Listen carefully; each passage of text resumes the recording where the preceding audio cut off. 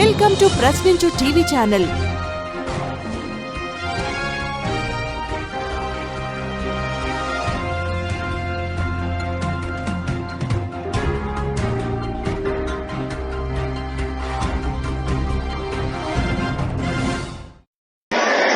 సాకారం చేసుకునే అవకాశాలను దూరం చేస్తుంది.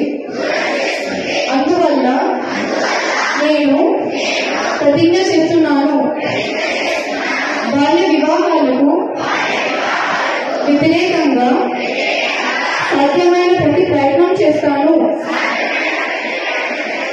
నా కుటుంబం, నా పరిసరాలు, నా గ్రామం మరియు సమాజంలో బాల్య వివాహాలు జరగకుండా చూస్తాను.